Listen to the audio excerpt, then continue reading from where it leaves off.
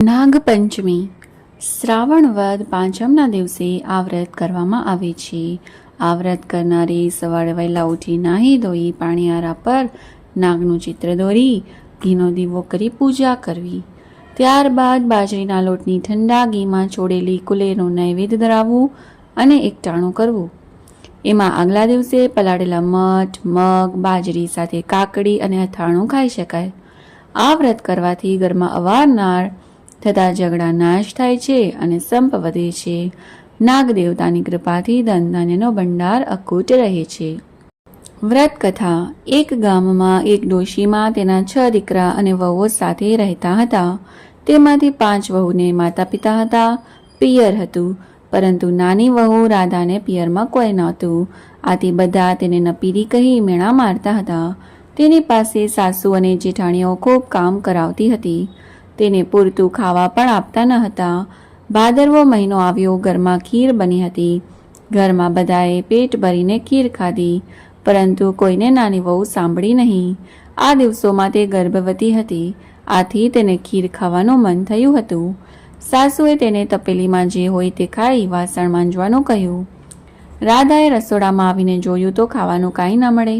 ખીરની તપેલીમાં બાજેલા પોપડા સિવાય બીજું કંઈ ન હતું. આથી તે નિરાશ થઈ ગઈ.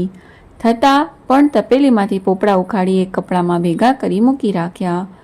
તેને એમ કે વાસણ માંજી લીધા પછી નિરાંતે ખાઈશ. હવે બન્યું એવું કે ઝાડ નીચે કપડામાં ભેગા કરી તેણે પોપડા રાખ્યા હતા તે એક નાગણ આવી ખાઈ ગઈ. તે પણ ગર્ભવતી હતી. થોડી વારમાં વહુ વાસણ માંજી ઝાડ પાસે ગઈ તો કપડામાંથી પોપડા ગાયબ હતા. નાગણ આ બધું જાપ પાછળ સંતાઈને જોતી હતી.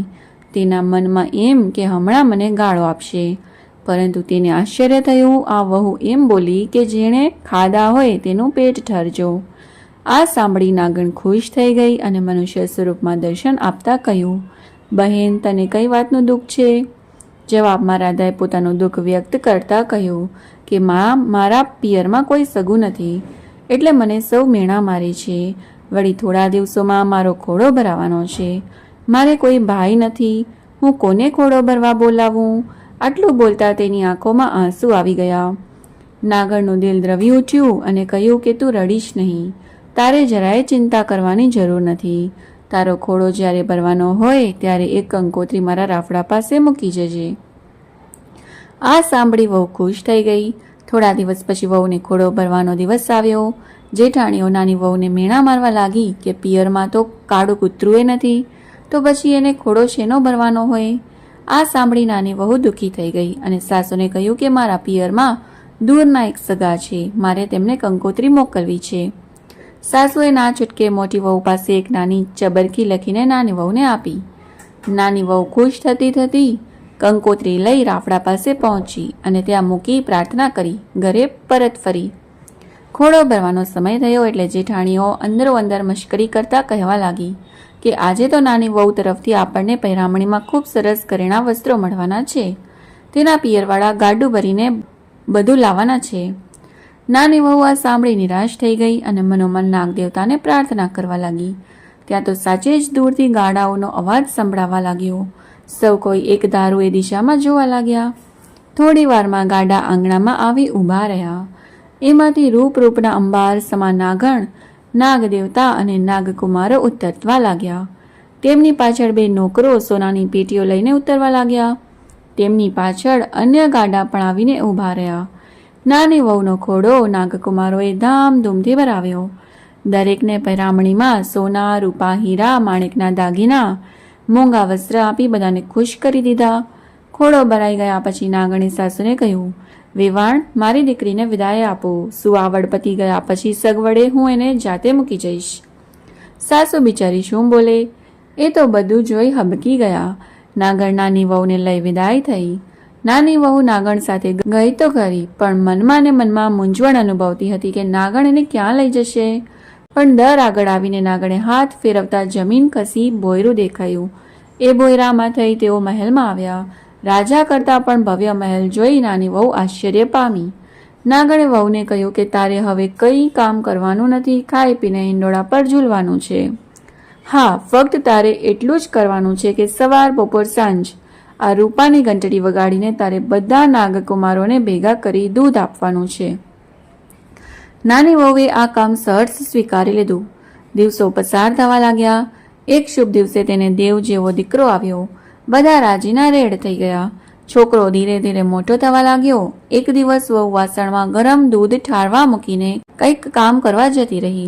એટલામાં છોકરાએ રૂપાની ઘંટડી લઈને વગાડવા માંડી. ઘંટડીનો અવાજ સાંભળી બધા નાગકુમારો દોડતા આવ્યા. આ જોઈ છોકરો ગભરાઈ ગયો અને તેના હાથમાંથી ઘંટડી પડી ગઈ. તેમાં 2 નાગકુમારની પૂંછડી કપાઈ ગઈ. બીજા નાગકુમારોએ ગરમ દૂધ પીતા તેના મોઢા દાઝી ગયા. નાગકુમારો બાળિયા બૂચિયા થઈ જતા છોકરા પર ગુસ્સે ભરાયા અને તેને કરડવા દોડ્યા. એટલામાં વહુ આવી ગઈને છોકરાને બચાવી લીધો. નાગકુમારોની આવી દશા જોઈ તેને દુઃખ થયું, પણ નાના છોકરાને શું કહી શકાય? નાગનાગણીએ નાગકુમારને શાંત પાડ્યા, પણ નાગકુમારોના મનમાં દાજ હતી. થોડા દિવસ પછી નાની વહુને સાસરીમાં વિદાય આપી. સાસરીમાં પણ નાની વહુ હવે માનીતી થવા લાગી. આથી જેઠાણીઓ તેના પર દાજે બળવા લાગી. બીજી બાજુ નાગકુમારો પણ નાની વહુના છોકરાઓ પર દાજે ભરાયા હતા. આથી તેને કરડવા માટે તેના ઘરે આવી છુપાઈ ગયા. એટલામાં નાની વહુ પાણીનું બેડું ભરીને આવી. ઉમરામાં તેને ઠેસ આવતા તે બોલી ઉઠી કે ખમ્મા મારા બાંડિયા બુચિયા વીરાને. આ સાંભળી નાગકુમારોને વિચાર આવ્યો કે બહેન કેટલી સારી છે, હજી પણ આપણને યાદ કરે છે. આવો તેઓને 2-3 વાર અનુભવ થયો. બહેનનો પ્રેમ જોઈ નાગકુમારોએ છોકરાને કરડવાનો વિચાર માંડી વાળ્યો. એક દિવસ નાની વહુના છોકરાએ જેઠાણીના દૂધની તાંબડી ઢોળી નાખી. આથી ગુસ્સે થઈ તે બોલી, અમારું દૂધ ઢોળવાથી તમારા હાથમાં શું આવ્યું? તમે તો મોટા ઘરના છો, એટલે કાલે ગાયો ભેંસો વસાવી શકશો, પણ અમે ક્યાંથી લાવી શકવાના હતા? આ સાંભળી નાની વહુને ખૂબ દુઃખ થયું ને એ દિવસે તે છોકરાને લઈને નાગમાતા પાસે આવી પહોંચી અને પોતાના દુઃખની વાત કરી. નાગમાતાએ આશ્વાસન આપી બીજા દિવસે નાગકુમારોને ગાયો લઈને તેની સાથે મોકલ્યા. તેમાંથી કેટલીક ગાયો જેઠાણીને પણ આપી. આથી તેઓ ખૂબ ખુશ થઈ. આખા ઘરમાં આનંદ છવાઈ ગયો. હે નાગ દેવતા, નાની વહુને ફળ્યા તેવા સૌને ફળજો.